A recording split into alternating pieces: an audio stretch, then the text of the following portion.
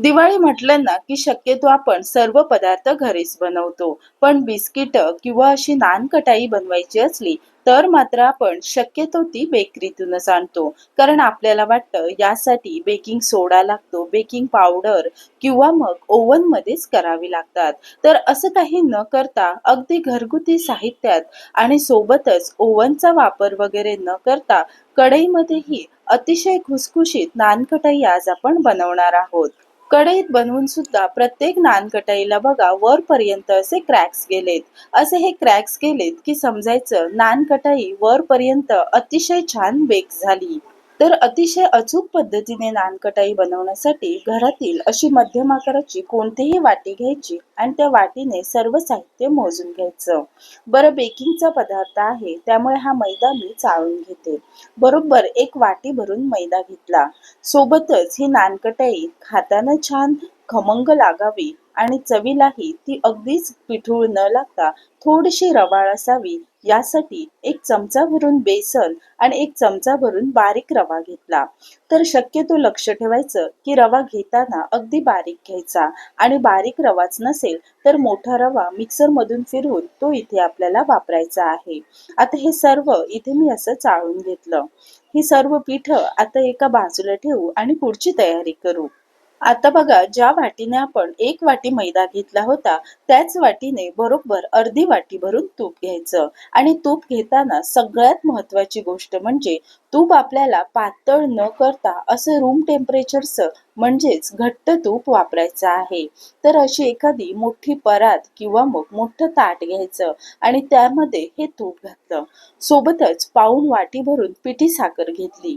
लक्षात घ्या, पिठी साखर आणि हे जे तूप आहे हे दोन्ही आपल्याला व्यवस्थित असं घोळवून घ्यायचं आहे. आजच्या या नानकटाईमध्ये आपण बेकिंग सोडा किंवा बेकिंग पावडर सुद्धा वापरणार नाही.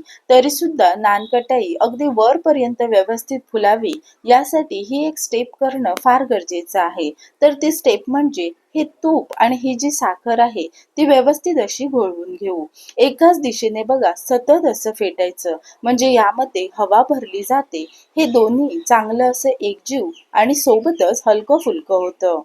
सुरुवातीला बघा या मिश्रणाचा रंग असा पिवळसर दिसतोय, पण जसजसा आपण फेटत जाऊ तसतसा पांढरट रंग दिसू लागतो.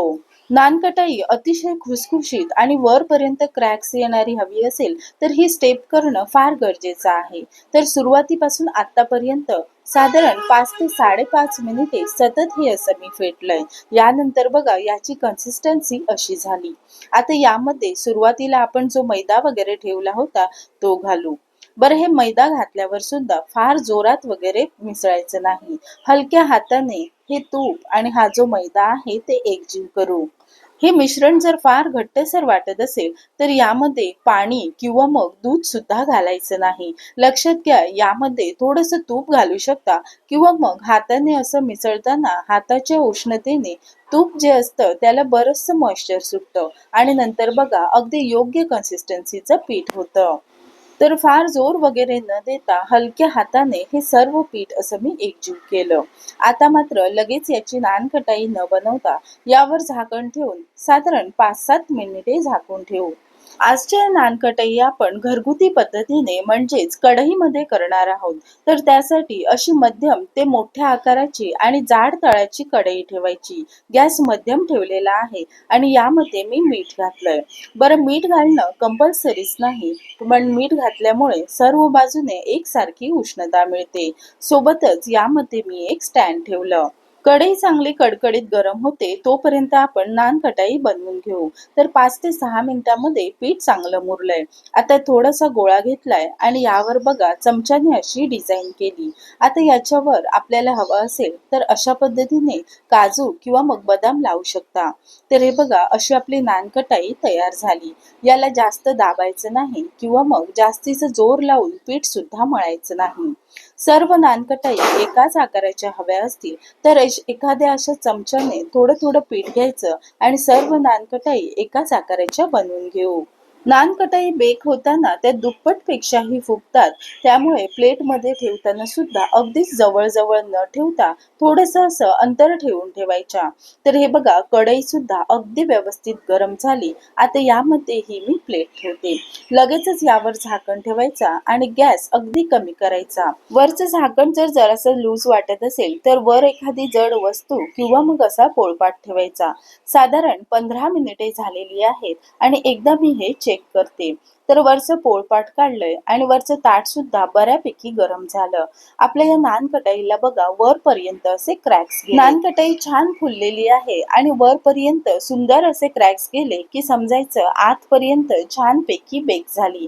आता आपल्याला जर अजून डार्क रंग हवा असेल तर अजून 2 ते 3 मिनिटेही बेक करू शकता. तर ही प्लेट मी काढून घेते आणि यामध्येच दुसरी प्लेट ठेवते. आता मात्र लगेच या नानकटाई या प्लेटपासून काढायच्या नाही. या जर काढल्या तर लगेचच त्या तुटू शकतात. त्यामुळे बघा हे पूर्णपणे थंड झालं की नंतरच मी बाहेर काढते. मध्यम आकाराच्या या नानकटाई पूर्णपणे थंड होण्यासाठी साधारण 10 ते 12 मिनिटे अगदी सहज लागतात. या थंड झाल्यावर बघा आता मात्र अगदी सहज वेगळ्या होत आहेत. प्लेटला सुद्धा अजिबात याचं पीठ चिकटत नाही. हातावर घेतल्यावर सुद्धा अतिशय छान आणि खुसखुशीत अशा जाणवतायत. बेकिंग पावडर, बेकिंग सोड्याचा वापर नाही केला तरी सुद्धा बघा प्रत्येक नानकटाईला वरपर्यंत क्रॅक्स गेलेत आणि नानकटाई व्यवस्थित अशा फुगून आल्यात. तर अशाच पद्धतीने सर्व नानकटाई मी बेक करते. पहिल्या बॅचच्या नानकटाईमध्ये मी वेलची पूड किंवा मग दुसरा कोणताही इसेन्स घातला नव्हता. आता दुसऱ्या बॅचमध्ये मात्र मी थोडासा व्हॅनिला इसेन्स घातला. म्हणजे या नानकटाईला छान अशी मार्केट सारखी चव येते. तर तुम्हाला बघा या नानकटाई कशा वाटतायत मला कमेंट करून सांगा. प्रत्येक वेळी बाजारातून नानकटाई आणण्यापेक्षा घरगुती साहित्यात आणि अतिशय पटकन अशा या नानकटाई बनवू शकता. आणि यातील नानकटाई तोडल्यावर बघा अतिशय ठिसूळ आणि आतपर्यंत व्यवस्थित अशी बेक झालीये. याला बघा छान अशी जाळी आली. तर फार पसारा न करता अचूक प्रमाणात केलेल्या या नानकटाई तुम्हाला कशा वाटल्या मला कमेंट करून कळवा. रेसिपी आवडली असेल तर व्हिडिओला लाईक करा आणि अशाच छान छान रेसिपी पाहण्यासाठी चॅनलला सबस्क्राईब करा आणि बाजूचे बेल आयकॉन दाबा. लवकरच भेटू एखाद्या नवीन रेसिपी सोबत. तोपर्यंत धन्यवाद.